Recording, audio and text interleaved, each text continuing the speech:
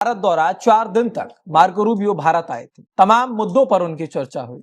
विदेश मंत्री के साथ उनकी मुलाकात होती है, प्रधानमंत्री के साथ मुलाकात होती है, उसके साथ ही साथ अजीत डोभाल के साथ भी मुलाकात हुई।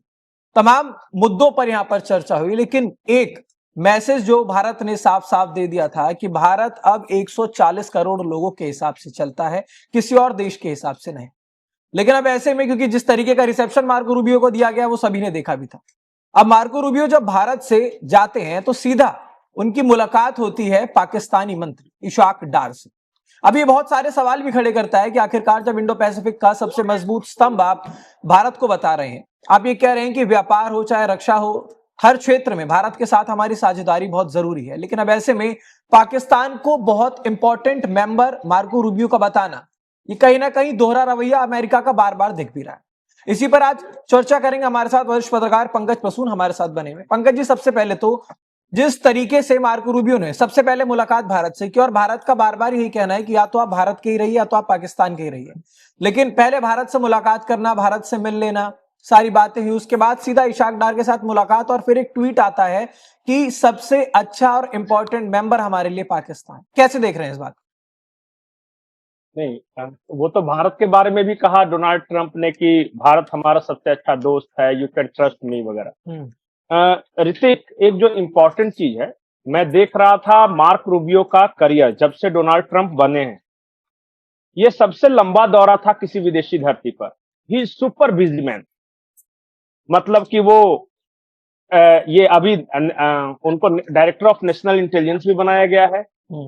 इसके अलावा वो सेक्रेटरी ऑफ स्टेट भी हैं और कई तरह की जिम्मेदारियां हैं। तो ये ऑन एन एवरेज 4 घंटे या 5 घंटे किसी देश में रहते हैं जब भी कोई यात्रा करते हैं तो, और भारत में 4 दिन रहे, तो इस एस्पेक्ट को भी हमें समझना होगा। दूसरी बात कि बहुत सारे लोगों को इस बात से आपत्ति है कि भारत में रहने के बाद उन्होंने पाकिस्तान के विदेश मंत्री से क्यों मुलाकात की, यही बात है ना। ये मैं अमेरिका का जो विदेश मंत्रालय का है साइट वो देख रहा था, इशाक डार की यात्रा भारत की यात्रा से पहले तय थी, तो उनको तो रिसीव करना ही था। सबसे पहले मैं इंडिया के एस्पेक्ट पे बात कर लेता हूं। डोनाल्ड ट्रंप के प्रशासन में एक रियलाइजेशन, और ये रियलाइजेशन ये है कि पिछले साल कई कारणों से भारत अमेरिका से दूर होता चला गया। जैसे कि ऑपरेशन सिंदूर के बाद एक पर्सनल ईगो डोनाल्ड ट्रंप का कि हमने युद्ध बंद करवाया, भारत का रिस्पॉन्स न देना। टैरिफ वॉर जो उन्होंने छेड़ा कि पहले तो रशिया से तेल खरीदने वालों के लिए एक्स्ट्रा, पहले तो 50% लगाया और 25% एक्स्ट्रा लगा दिया रशियन ऑयल पे। उसके बाद Nobel peace prize Donald Trump को चाहिए था, उसे लेकर। उसके बाद तमाम ऐसे मुद्दे हैं, वो जो बदतमीजियां उनकी है, इस वजह से भारत कट ऑफ होता चला गया। और फिर एक तस्वीर आती है जिसमें पुतिन, मोदी और शी जिनपिंग एक दूसरे के हाथों में हाथ डालकर एक तस्वीर खिंचाते हैं। तो आप जब वाशिंगटन या तो अमेरिका के जब भी आप अखबारों को देखिएगा तो एक चीज है जो कि बार बार वहां कही जा रही है कि why USA is losing India. तो इसलिए मैं कहा कि ये सेल्फ रियलाइजेशन है। इनकी जो 4 दिनों की यात्रा है वो एक पैचवर्क है। पैचवर्क मतलब कि चलो भाई इतनी दूरी हो गई तो किसी तरह रिश्तों को वापस बैक ऑन ट्रैक लाया जाए। ये जो मार्क रूबियो है उनका ये प्रयास था, उन तलखियों को खत्म करने के लिए। हाँ, कम किया जा सके। देखिए, अचानक तो खत्म होगा नहीं, अचानक ये तलखी बढ़ी भी नहीं है, लेकिन अब धीरे धीरे डोनाल्ड ट्रंप और उनका प्रशासन ये कोशिश कर रहा है कि वो तलखी कम होती जाए। और इसका कारण है, सबसे पहले डोनाल्ड ट्रंप को ऐसा लगा कि हमें किसी की जरूरत क्या है, हम चाइना से डायरेक्ट बात कर लेंगे। अगर यूरोप से कोई प्रॉब्लम हुआ तो हम बात कर लेंगे डायरेक्ट यूरोप से। किसी मेडिएटर की क्या जरूरत है या किसी को काउंटर करने की क्या जरूरत है। रशिया से बात करने के लिए हमें यूरोप का सहारा क्यों लेना, हम डायरेक्ट पुतिन से बात करेंगे। या फिर चाइना के साथ हमारा रिलेशन है तो उसमें इंडिया को काउंटर के लिए क्यों रखना, हम सीधे शी जिनपिंग से बात करेंगे। ये उनको था। लेकिन उन जब चीन की यात्रा पर गए और जैसा रिस्पॉन्स था, ये तो गए थे बहुत भारी भरकम 16 सीईओ के टीम को लेके, लेकिन शी जिनपिंग ने कहा कि ठेंगा तुम्हें कुछ नहीं। तो उनका दिल टूटा। अमेरिका पहुंचे तो वहां से लगा कि यार चाइना तो अपना हुआ नहीं और भारत को भी हमने लूज कर दिया। तो फिर मार्क रूबियो को भेजा। कि जाके थोड़ा सा डिजास्टर मैनेजमेंट पैच वर्क थोड़ा करो, इसलिए 4 दिन तक यहाँ थे और अच्छी अच्छी बातें कर रहे थे। तो हमें उस चीज को एक पॉजिटिव वाइब्स के रूप में लेना चाहिए, बहुत ज्यादा रिएक्ट नहीं करना है, लेकिन चुपचाप देखते रहना कि क्या क्या करते हैं। इस बीच पैक्स सिलिका का एक समझौता हो गया, एक रेयर अर्थ मिनरल्स को लेके एक समझौता हुआ है, क्रिटिकल मिनरल्स जिसको कहा, उसको लेके समझौता हुआ है। एक समझौता हुआ है कि फिजी में जितने भी क्वाड के कंट्री हैं सब मिलकर एक पोर्ट डेवलप करेंगे। तो ये 3 महत्वपूर्ण कम से कम समझौते तो हुए हैं।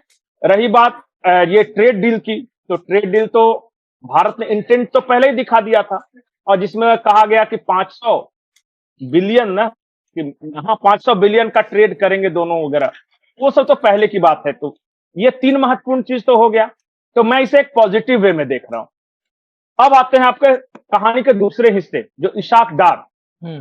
इशाक डार क्यों मिले पता है? मार्को रूबियो से। भारत को इस तरीके से नहीं देखना चाहिए कि यहां से जाके वो मिल लिए। पाकिस्तान में क्या हो रहा है, पाकिस्तानी मीडिया को देखिए। पाकिस्तान में सबसे ज्यादा डिस्कशन इस बात को लेकर हो रहा है कि क्या पाकिस्तान अब्राहम अकॉर्ड साइन करेगा। अभी कुछ दिनों पहले डोनाल्ड ट्रंप ने अपने ट्रूथ सोशल मीडिया उनका अकाउंट है, उस पर यह लिखा था कि ईरान के साथ समझौते की एक शर्त यह भी है कि सऊदी, कतर, ओमान, पाकिस्तान, ये सब देश अब्राहम अकॉर्ड साइन करें। हाँ, अकॉर्ड, अब्राहम अकॉर्ड साइन करने का मतलब यह है कि इजराइल को मान्यता देना। पाकिस्तान आज तक इजराइल को मान्यता नहीं देता है एक देश के रूप में, और किसी तरह का कोई डिप्लोमेटिक संबंध नहीं है। अमेरिका के दबाव में अगर साइन कर दिया और इजराइल को एक देश के रूप में मान्यता दे दी, तो पाकिस्तान के अंदर बवाल मचेगा। इन्होंने जितना अपने लोगों को रेडिकलाइज किया है कि यहूदियों के साथ एकदम जंग होगी, इंशाल्लाह ये होगा, तो करबला के मैदान में वो होगा, तो एक तो वहां से बैकलैश आएगा। और ये भी कहते हैं पाकिस्तान की हम आइडियोलॉजिकल स्टेट हैं और हम कुछ भी कर सकते हैं, अपनी आइडियोलॉजी से समझौता नहीं कर सकते, जो कि उनकी इस्लामिक आइडियोलॉजी। लेकिन साइन करने का मतलब होगा कि आप यहूदियों के साथ समझौता करें, इसका मतलब इस्लामिक आइडियोलॉजी के साथ आपने समझौता किया। अब ये तो आप मैंने बैकग्राउंड बता दिया, अब चल क्या रहा है वहां देखिए। अमेरिका का बहुत प्रेशर है पाकिस्तान के ऊपर कि आप अब्राहम अकॉर्ड साइन कीजिए, और इसी सिलसिले में गए हैं इशाक डार अमेरिका कि किसी तरह ये जो प्रेशर हो थोड़ा सा डिफ्यूज किया जाए, कम किया जा सके, या साइन कर रहे या नहीं कर रहे। पाकिस्तानी मीडिया में इस वक्त वही चर्चा है। एक मीडिया का एक तबका ये कह रहा है कि समझौता में साइन करने वाले हैं असीम मुनीर और शहबाज शरीफ।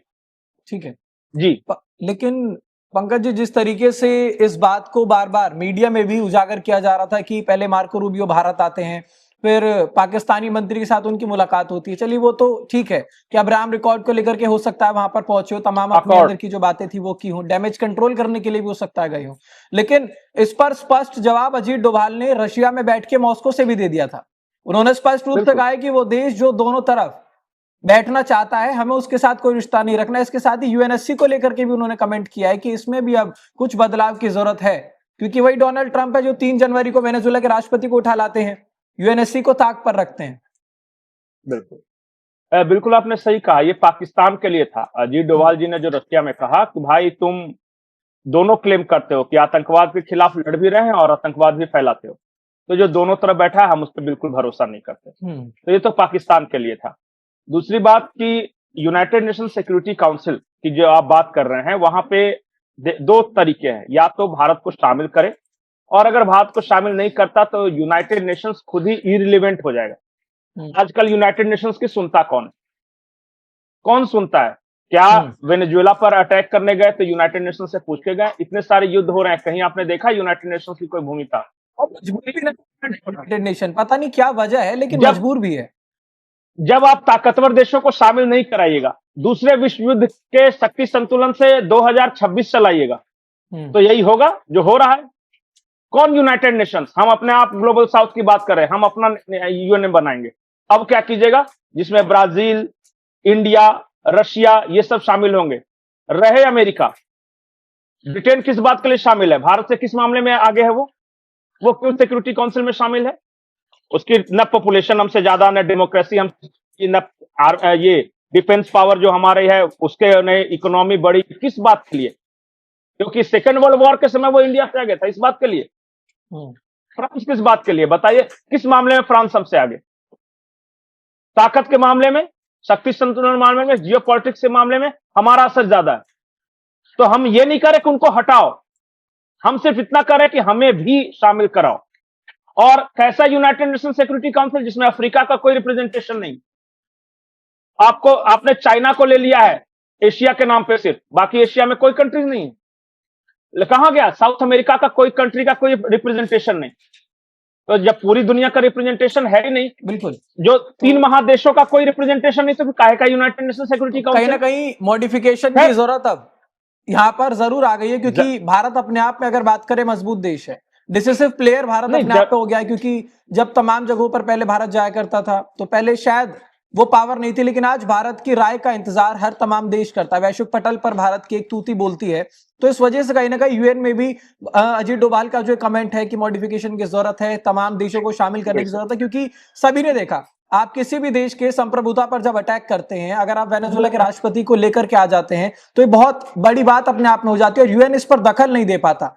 इस चीज को लेकर के उनकी चिंता जाहिर की थी उन्होंने। ठीक है, फिलहाल इस खबर पर इतना ही हमारे साथ इस चर्चा में। इस खबर पर आपकी क्या राय है हमें कमेंट में जरूर बताइएगा।